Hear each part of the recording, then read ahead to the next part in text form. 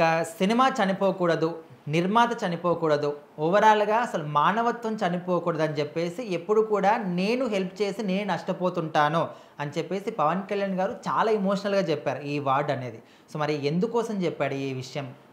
So ఖచ్చితంగా ఆయన చేసిన సినిమాలు ఆల్మోస్ట్ ఇప్పుడు దాదాపు 30 కావస్తున్నాయి సినిమాలన్నీ కూడా. సో చేసే సినిమాల్లో కొన్ని హిట్లు అవుతాయి, కొన్ని ఫ్లాప్లు అవుతాయి.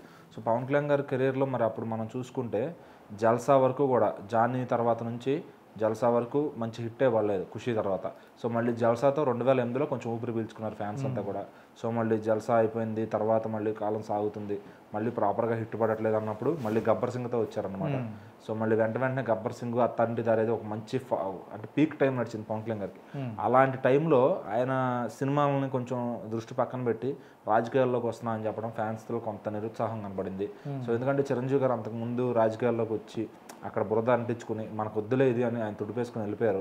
సో ఇంకా అంతా బాగుందని అనుకున్నప్పుడు మళ్ళీ పవన్ కళ్యాణ్ గారు రాజకీయం అంటూ మొదలుపెట్టి కొంత మరి ఇప్పుడు ఫ్యాన్స్ని డైలమాలో పడేశారు. వాళ్ళకి ఏం చేయాలో అర్థం కాదు. ఎందుకంటే కొంతమంది ఆయన ఫ్యాన్స్ టీడీపీలో కానీ, కొంతమంది వైఎస్ఆర్సీపీలో కానీ ఉన్నారు. సో ఆయన ఫ్యాన్స్ కొంతమంది ఉన్నారు, వాళ్ళకి ప్రాపర్గా నాలెడ్జ్ అనేది లేదనమాట పాలిటిక్స్ పైన. సో మెల్లమెల్లగా 10 ఏళ్లలో వాళ్ళు తెలుసుకుంటూ వచ్చారు. ఆయన గెలిచేదాకా ఎవరు నమ్మలేదన్నమాట. ఈవెన్ ఫ్యాన్సే కొంతమంది ఆయన పైన డౌట్ పడ్డారు, ఇతను రాణించలేడేమో, ఇతను చేయలేడేమో అని చెప్పి. సో కొంతమంది నమ్మారు. పనిచేసిన వాళ్ళందరూ కూడా ఈరోజు మంచిగా వాళ్ళ ఏరియాలో మంచి స్థానంలో ఉన్నారు, మంచి ఏదో ఒక పోటీకి ట్రై చేస్తూ ఉన్నారు, మంచి సీట్లు వస్తూ ఉన్నాయి అందరికి కూడా. అయితే నమ్మాలి ఆ వ్యక్తిని. సో ఆ నమ్మకాన్ని నిలబెట్టుకోవడానికి ఆయన రీసెంట్గా ఎంతో ఎమోషనల్గా మాట్లాడారనమాట. కొన్ని సినిమాలు ఫ్లాప్ అయినప్పుడు ఆ డిస్ట్రిబ్యూటర్లను ఆదుకోవడం కానీ అవన్నీ నేను చేస్తూ ఉంటాను. ఎందుకంటే నా సినిమా వల్ల నష్టపోయారు, మళ్ళీ వాళ్ళు ఎక్కడ నాకు ఆ ఉసురు తగులుతుంది ఖచ్చితంగా అని చెప్పి నేను వాళ్ళకి కడుతూ ఉంటాను. సో మన హరిహర వీరమల్లు కూడా సో నాకు ఎక్స్ట్రా 11 crores రెమ్యునేషన్ ఇచ్చారు ఆయన. పాపం ఆయన తప్పేం లేదు. సో నేనే తిరిగి వెనక్కి ఇచ్చేసానని కూడా ఆయన చెప్పారనమాట. అట్లానే అంతకుముందు కూడా కొన్ని సినిమాలు నష్టపోతే జానీ సినిమా టైంలో కూడా నష్టపోయిన డిస్ట్రిబ్యూటర్లకు స్వయాన నేనే ఖర్చు పెట్టి ఇచ్చాను. సో నా దగ్గర అమౌంట్ ఉంటే కానీ నేను ఆపను అనమాట. ఎవరికి లాస్లో ఉన్నా నేను ఖచ్చితంగా. అంతకుముందు ఆరెంజ్ సినిమా టైంలో కూడా నాగబాబు గారు ఆల్రెడీ రామ్ చరణ్ గారికి కొంత రెమ్యునేషన్ ఇవ్వాలి. అక్కడికి ఆల్రెడీ ఆయనకి ఒక 5-6 కోట్ల దాకా లాస్ వచ్చింది సినిమా పైన. అది 25 కోట్లు ఇన్వెస్ట్ చేశారు ఆయన సినిమా పైన. రికవరీ 20 కోట్లు షేర్ దాకా వచ్చింది ఆ రోజుల్లో. 20 కోట్లు అంటే అది బెస్ట్ నెంబర్. ఒక ఫ్లాప్ సినిమాకి, డిజాస్టర్ ట్రాక్ వచ్చిన సినిమాకి 20 కోట్లు అంటే ఒక మంచి నెంబరే. బట్ అయినా కూడా 5 కోట్లు అనేది అప్పటికి పెద్ద అప్పు. అది ఒక ఆయనకి అది ఒక లోటు. సో ఇప్పుడు దాన్ని ఎవరు తీరుస్తారన్నప్పుడు మొత్తం 5 కోట్లు ఇచ్చే పరిస్థితి లేదు. ఎందుకంటే ఇప్పుడు చిరంజీవి గారిని కూడా అడగలేదు. ఎందుకంటే చరణ్కే ఎంతో కొంచెం రెమ్యునేషన్లో పెండింగ్ ఉందంట. ఇప్పుడు అక్కడికి వెళ్ళి ఏం అడుగుతాం, మళ్ళీ చరణ్ కూడా ఫీల్ అవుతాడేమో, తనకి రెమ్యునేషన్ పోర్చాలి అని చెప్పి ఆయన చెప్పారు. సో ఎవరో హెల్ప్లెస్ అయిపోయానని చెప్పి ఆయన చెప్పాడు అనమాట.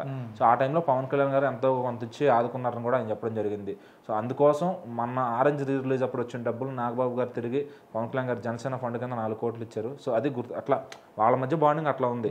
సో మళ్ళీ చిరంజీవి గారిని అడిగితే ఇచ్చేవాళ్ళేమో ఆ రోజుల్లో, మరి అతను నాగబాబు గారు ఎందుకు అడగలేదో తెలియదు. సో ఏదైనా ఇట్లాంటి చిన్న చిన్న సాయాలు కూడా ఫ్యామిలీకి వెళ్ళి కూడా చేసిన సాయాలు కూడా ఉన్నాయి. సో అలాగే మళ్ళీ పవన్ కళ్యాణ్ గారు చెప్తారు, అతని దగ్గర సినిమాల్లోకి రాకముందు డబ్బులు ఉండేవి కాదంట.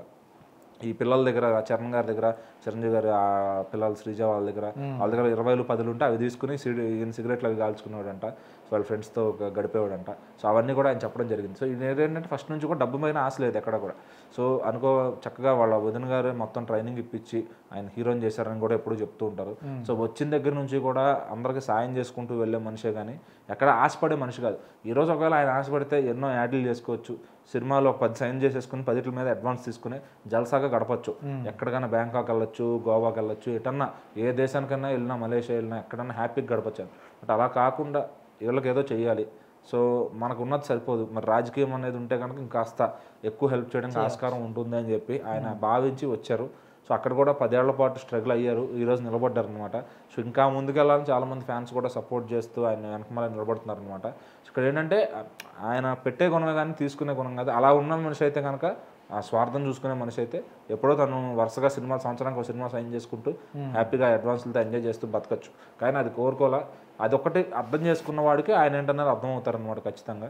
సో ఆయన ఇచ్చే దానాలు అన్నీ చూసుకుంటే ఆల్మోస్ట్ 100 కోట్లు దాటిపోయినాయి అని ఎవరో బ్యానర్ కూడా వేశారు రీసెంట్గా, ఎవరెవరికి ఎంత ఇచ్చుకుంటా వచ్చాడని చెప్పి. సో మరి అలాంటి వ్యక్తిని ఇంకా విమర్శించే వాళ్ళు ఉన్నారు అంటే మరి మనం ఏం చేయలేం, వాళ్ళ మనుషులు అనాలో మరి ఇంకేమనాలో తెలియదు మనకు.